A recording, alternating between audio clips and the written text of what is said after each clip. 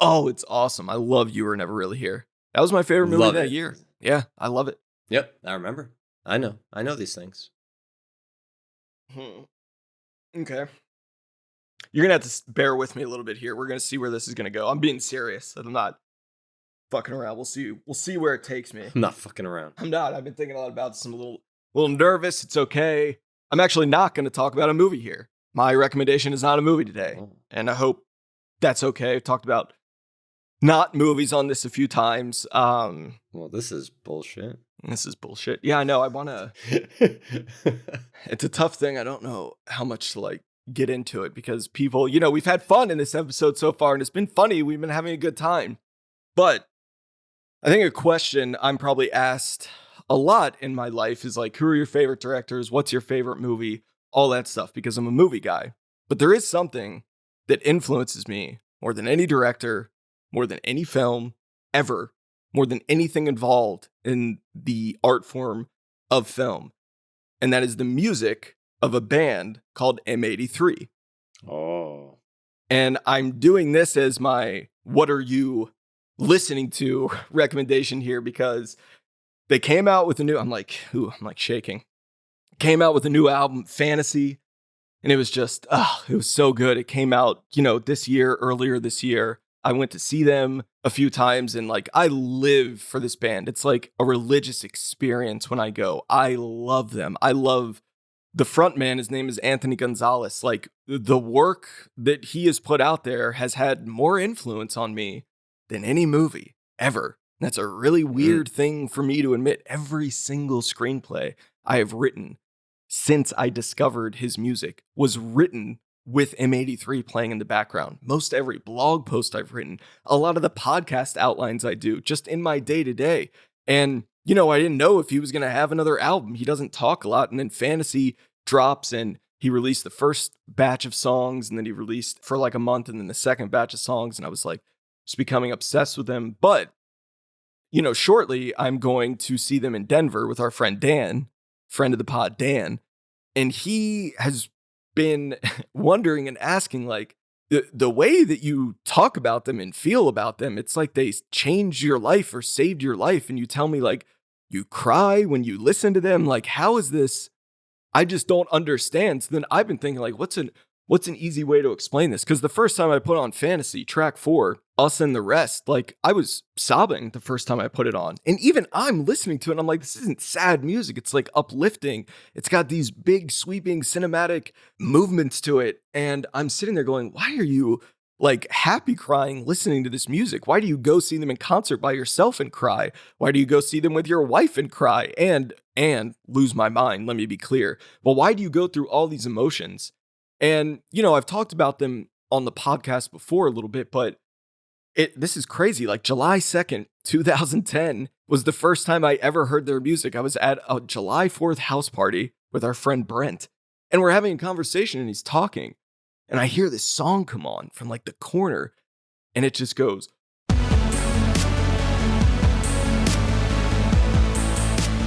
Ba-na-na-na-na-na. And I'm like stunned and I walk away from the conversation and go to the computer to try to find this out. And the guy running the computer tells me the band's called M83. The song's called We Own the Sky. And I'm like, the fuck is going on? I've never heard anything like this. It was like my ears were hearing music for the first time. So I become obsessed. Within 24 hours, I have every song they've ever made, like legally downloaded. You had to use your computer back then. And I'm just like putting them onto my phone and oh God, and then they release an album a few years later, Hurry Up We're Dreaming. That's my favorite album of all time. They just keep going. And then, life goes on and M83 is my favorite band. It's just moving. And I moved to LA and I'm living there. I make a feature film called Wait, which is named after a song on Hurry Up We're Dreaming. And then this isn't related to M83. This isn't related to anything, but things start to get very dark in my life, extremely dark. And we're moving into the opening months of 2015 and everything on paper is good. I made a feature film, which I had always wanted to do, and it's playing at festivals and they're giving me awards for this shit. And I'm like, fuck, this is crazy. Like I'm taking meetings with people. I'm like, I'm being invited to lunches at the fanciest places in LA. Like, it was crazy. Everything, getting like congratulated, all this stuff. That's what it looked like on the outside. And the inside, I was crumbling. There was a lot going on at the time. And I am someone who has struggled and wrestled with depression. It pretty much locked in when I was 18. That's when I applied a word to it. And I went, oh, maybe this kind of explains why I've give some insight into why I felt this way. So before I start with this next part, man, I can't believe we're gonna go here. Everything's fine. I'm fine. Everything is fine. It's 2023. I'm describing a 2015 event. Everything's all good. I'm fine. I was 19 the first time I had suicidal ideation, and it was very, very real and very, very profound. And it made so much sense to me. And it was something that was always in the back of my head for my entire 20s. Never talked about it. I was in therapy. Never went that far because I thought it might be alarming. And I just never. So my depression always, the way movies show it a lot is a person gets sad and then they just don't leave their bed. And there's like a bottle of pills next to the bed and they can't leave. And maybe they're drinking too much and they're crying all the time. That has never been me. Mine manifested in worthlessness. You don't mean shit. You aren't shit. You're never going to be shit. That's how mine manifested. And to correct that, I overcorrected and always stayed busier than shit with work, with blogs. I still have a little bit of this now. Like, I chill when I watch movies, but I'm like taking notes, or like I have this podcast, I have work that's busy. I have all these different things. And I would overcompensate with that and keep myself busy. So I do this for so many years, going. Now I'm 29, 2015, the movie's out. And then that when you're done making a movie and it's released, it's like, what the fuck do I do now? And that's always been the scariest feeling for me, depression-wise. My depression's always the worst when things are going well, which is weird. So after all these screenings and everything, we basically, we arrive at March 2nd, 2015. And March 2nd, 2015 is the event that is shown in the first chapter of I'm Alive. And it's a little different. It was a little different in real life, but the afternoon of March 2nd, 2015, my suicidal ideation it's the weirdest fucking thing in the world. Something flipped, and it not only did it make sense, and not only was I definitively going to do it that evening, I was excited about it, and I was happy. And I had a sense of euphoria that I had not had in years. And this, I'm getting like choked up because just accepting that it's done and that you're done is a fucking crazy, scary thing. It makes me afraid to even think that I could let myself get there, and that my mindset was that. I was at work.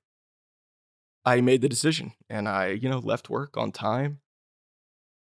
And I got things ready. I'm not going to describe it too much because I'm aware that some people listening to this could have some of the same issues that I've had in the past. And I'm not trying to trigger anything because I do believe in that.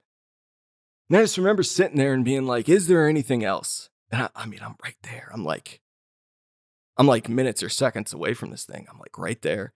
Is there anything else? And it flashes in my head. I'm like, why don't you just put on M83? You have all their songs on your computer. Just hit random, put it on.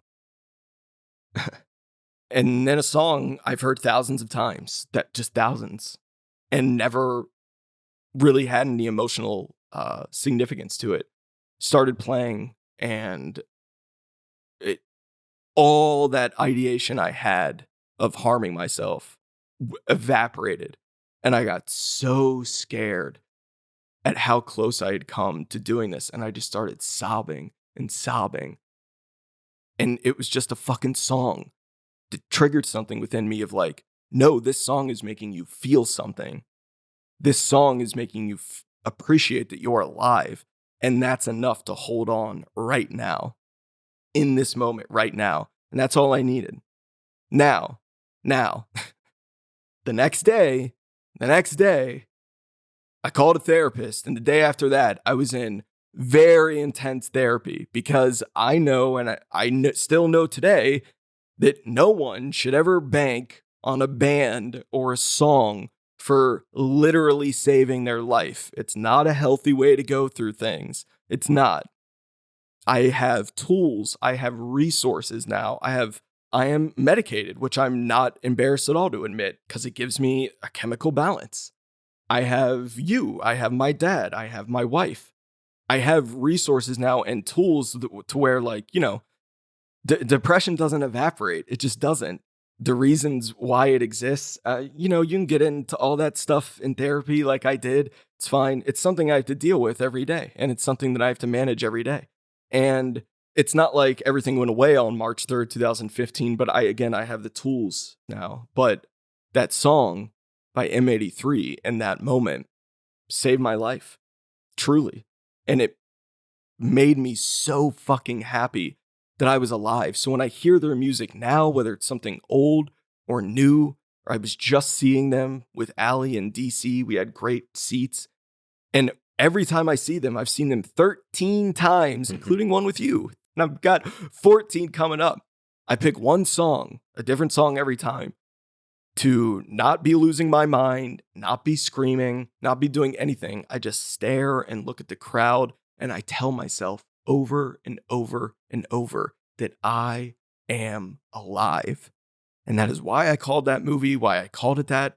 And I just take a minute to appreciate, like, you're here. This is your favorite place to be, with someone you love, watching a band that means more to you than anything. And I am good. Depression is something just like anxiety that it works a lot better if you take an active stance on it. I'm speaking for myself. I should speak for myself. I shouldn't speak generally. And I have to check myself all the time about a mood, about something that I have to check myself all the time when good things are happening. Talked about this on that BBC Live interview I had last year, which was really cool. Made me really sad that I couldn't experience it with my mom. I have to check myself on that. And, sometimes I have to have difficult conversations with myself and admit that things aren't necessarily going okay in this 2-week period. And that's just what I go through. But it's never, ever been as bad as it was in 2015. It never got that bad internally within me when my brother died the next year by suicide in 2016. It never got that bad within me when my mom died the year after that in August 2017, because I had given myself the tools on how to deal with this stuff and not get in these depression spin cycles. And yeah, it's just, maybe I shouldn't be so coy with the song that saved me there. It's called Dark Moves of Love, and it's on an album called Saturdays Equal Youth, the same album that We Own the Sky is on. And it just, I love M83. I've been having the time of my life the past few months, just getting so amped. The album's coming out. Oh my God, then the album's out. And then I get to go see them, and I don't care. I'll travel anywhere. And, when I saw them in DC very recently, I was just hanging out for a long time after. And I wondered, sometimes bands will go say hi to like those diehard fans who are waiting. And so I waited because I know where the buses wait at this venue in DC. And Anthony Gonzalez, the frontman of M83, just came out after the show. He was wearing a mask because he's funny. And he's like, I'm really tired. So there's like 10 of us there. We're like, I don't know. Could it not be him? Is it him? And Allie got a series of pictures of me. Like, he takes off the mask. I'm like grabbing my face because I thought I was going to faint, which I've had some experience with recently. And, you don't, I met him once before too. I met him in LA at his brother's movie premiere. That was in April 2014. And that was like a life-changing experience for me. And like, my head is literally dizzy as I'm like sitting here. I don't want to ask for an autograph, but I do ask for a picture. He's like, yeah, no problem. And then I have M83 tattoos on my body. So I just say, thank you so much for your work. Your lyrics tattooed on my body. And my hand was up like kind of behind the small of his back, my left hand, and his right hand was behind my back. And so I like kind of unseparated from him when we were done getting our picture taken, and held up my left bicep, which has lyrics for his song For the Kids on it, which is a song that really helped me after my mom died. Helped me more than any song was For the Kids by M83. And I very quickly told him that. And when he saw the prominence that it takes on my left bicep, his eyes got big and he kind of like he just touched my elbow and he was looking at it and he just looked like stunned. And he was like, "This is so cool. Thank you." And I was like, no, thank you. Like, thank you. And he just did the thing where like he still had his hand on my back and he like tapped it a few times. And I was like, that was a really fucking nice moment. That just went. And then, I went back to the hotel room, cried for a little bit, and it was all good. Probably my longest What Are You Watching recommendation, but I did feel it was important. And I just, I want to say if anyone's listening to this and you're feeling a certain way, feeling like ways maybe I described, I hear you and I see you, and I promise there are people who care. There are strangers who care. And then there are people in your life who care. And, we fuck around a lot on this podcast. We like to have fun. We like to joke around, take the piss out of things, but I don't like mess around with this stuff too much. So yeah, just hold on to those things that give you love, that give you joy, and be proud of them. That's it. Wow, man. There's just not really. I love that you said that. I love that you expressed that. I love you. I love you too, brother. Art doesn't matter what form it comes, but it matters. It really matters. And, with the world the way it is, and with everything that's going on, like, this is who we are, and this is what we go through, and this is what we have to keep going. I think it's hard what you've been through, and it's not uncommon, but it's beautiful that you've come through it and you have the tools that you have, but the art to support. Yeah. And that's another reason why I wanted to bring this up, is to kind of say that if you are feeling a certain way, in my experience, life doesn't just get easier, but it does get better if you work. It does. My life got extreme. Like my mother's death, I will never get over it. It really hasn't gotten easier. It hasn't. It was 2017. It hasn't gotten easier, but I made the choice to get stronger, and that's all I could do. And I think we can end it there. This is how I'll end, because that wasn't really a movie recommendation. A few months after my March 2nd, 2015 episode, I met a guy who had a script about a young man walking around Los Angeles one night contemplating suicide. And I went, gee, I know who that guy is. So go watch There I Go. Next film that he wrote, directed, and starred, and that I shot and edited. And yeah, that was a huge saving grace. It's a huge reason why we became friends, because I just put myself into this movie. I know how to put this together. That was a lot of fun. Glad I felt safe to get a little serious there. I was sweating. All right. Talk with us on Twitter, on Instagram, on Letterboxd. We're on there at WAYW_podcast. But as always, thank you so much for listening. We're almost to 100 episodes, and happy watching. Take care of yourselves.